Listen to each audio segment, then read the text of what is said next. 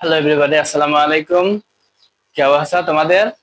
আজকে তোমাদের strength of materials এর যে এসএফডি এবং বিএফডি ডায়াগ্রাম আছে, আজকে আমরা ক্যান্টিলিভার বিমের যে এসএফডি বিএমডি কিভাবে হয় সেটা করব। সো এটা আমি তোমাদের স্ট্রেংথ অফ ম্যাটেরিয়ালস এর হক বইয়ের উদাহরণ 12 নম্বর একটা প্রশ্ন উঠাইছি। যে এই প্রশ্নটা দেওয়া আছে, এটা হচ্ছে 500 কেজি বল, এটা হচ্ছে 500 কেজি, এটা হচ্ছে 500 কেজি। এটা হচ্ছে ক্যান্টিলিভার বিম। এটা হচ্ছে যার এক প্রান্ত আবদ্ধ থাকে তাকে ক্যান্টিলিভার বিম বলে। যে এক প্রান্ত আবদ্ধ থাকে অন্য প্রান্ত খোলা থাকে তাকে ক্যান্টিলিভার বিম বলে। সো এটা হচ্ছে একটা ক্যান্টিলিভার বিম। আর ক্যান্টিলিভার বিমের ক্ষেত্রে কিন্তু এসএফডি ক্ষেত্রে মোমেন্ট হয় না, এসএফডি ক্ষেত্রে মোমেন্ট হয় না। তাহলে এটা আমাদের হচ্ছে এস এফ ডি ডায়াগ্রাম, এটা হচ্ছে বিএম বিম। এটা হচ্ছে এ এ ডি একটা রেখা নিলাম, এখানে এডি বিএম এর ক্ষেত্রে নিলাম রেফারেন্স অক্ষ নিলাম। এবার আমরা যেহেতু ক্যান্টিলিভার ক্ষেত্রে মোমেন্ট হয় না, তাহলে আমরা কি করব, যে উপরের দিকে পজিটিভ ধরবো। তাহলে এখানে কি আছে, ধরো রিঅ্যাকশন বলটা কি আর এ, তাহলে আমরা আর এ সমান, যেহেতু এটা নিচের দিকে আছে কি হয়তো মাইনাস হতো, তাহলে আমরা সমান এই পাশে নিচে তাহলে কি প্লাস, তাহলে 500 প্লাস। আর সি এটা কত 500, এটা 500 প্লাস, আর এটা কত 500। তাহলে এখান থেকে আমরা আর এর মান পেলাম কত, 1500 কেজি। তাহলে এখান থেকে আমরা আর যে রিয়াকশন পর সেটা কত বললাম, 1500। তাহলে আমরা এখানে বসাবো, যেখানে ধরলাম এত দূরে ধরলাম 1500 কেজি,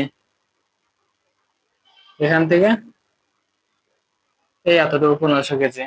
তারপর এখান থেকে আমরা কোনো লোড আছে নাই, তাহলে এটা কি সমান ভাবে চলে যাবে, এখান থেকে এই পর্যন্ত গেলাম। তারপর দেখেন কিন্তু আমাদের 500 কেজি লোড কাজ করছে না, 500 কেজি। তাহলে এই 1500 থেকে 500 বাদ দাও, তাহলে মনে করলাম 1000 পর্যন্ত, তাহলে 1000 কেজি এতটুকু। এখানে কোনো লোড আছে নাই, তাহলে সমান ভাবে চলে যাও, এই পর্যন্ত আসলাম। তারপর এখানে দেখো কিন্তু আমাদের আবার 500 কেজি লোড আছে, তাহলে এখান থেকে একটু 500 কেজি নিচে যাবে না, এই পর্যন্ত 500 কেজি। এখানে কোনো লোড আছে নাই। তারপর দেখো এখানে কত 500 কেজি, তাহলে এটাতে 500 কেজি বাদ দিলে কি হবে, জিরো না? তাহলে আমাদের কিন্তু এই জিরো বিন্দুতে মিলে যাচ্ছে।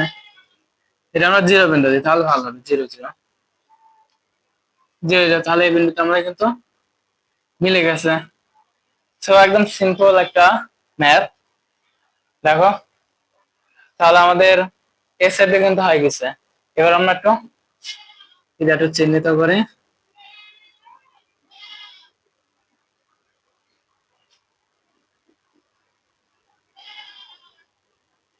তাহলে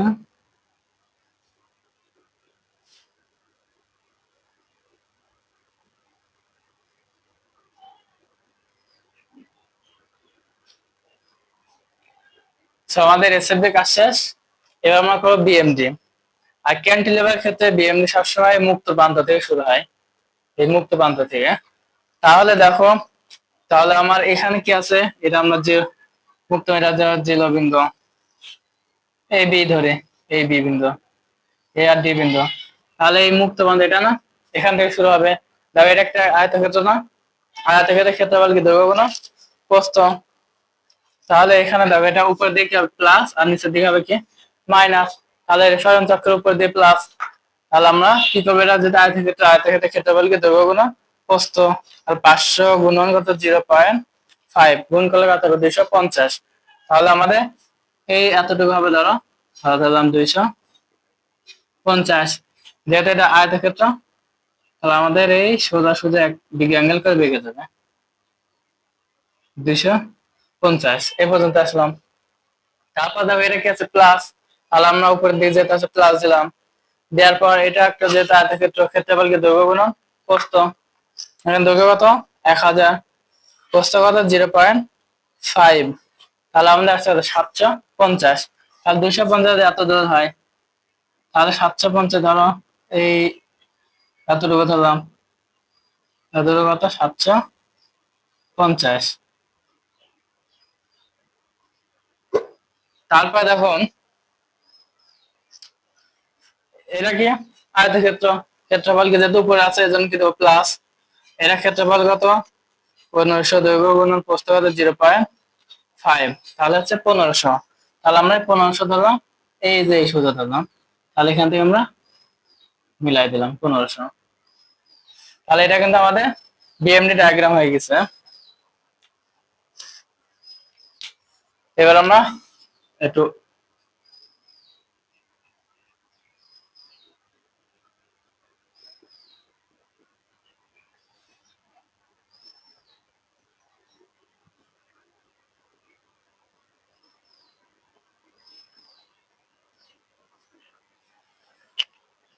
তোমরা দেখো আমি আরেকবার বুঝাই দিই যে আমরা যে কাজটা করলাম সেটা হচ্ছে বিএমডি ক্ষেত্রে সবসময় মুক্ত প্রান্ত থেকে শুরু হয়। তাহলে আমরা এই প্রান্ত থেকে শুরু করবো। এটা ক্ষেত্রফল কি দৈর্ঘ্য গুণ প্রস্থ, তার 500 0.5 গুণ করলে 250 হবে। তারপর প্লাস, যেহেতু উপরে এর জন্য প্লাস, এটা ক্ষেত্রফল দৈর্ঘ্য গুণ প্রস্থ করলে 750 হবে। তারপর তার সাথে যেহেতু উপরে আছে প্লাস 750 এর সাথে যোগ করবো 1500 ইন্টু 0.5 গুণ করলে হবে কত 1500। এটা আমি লিখে দিই 1500। তাহলে আমাদের যে এই বিন্দুতে মিলিত হয়ে যাবে 1500। তো আমাদের বিএমডি কিন্তু হয়ে গেছে, এসএফডি এবং বিএমডি। তো আশা করছি তোমরা বুঝতে পারছো। আজকে এই পর্যন্তই, দেখা হবে পরবর্তী ক্লাসে। আল্লাহ হাফেজ।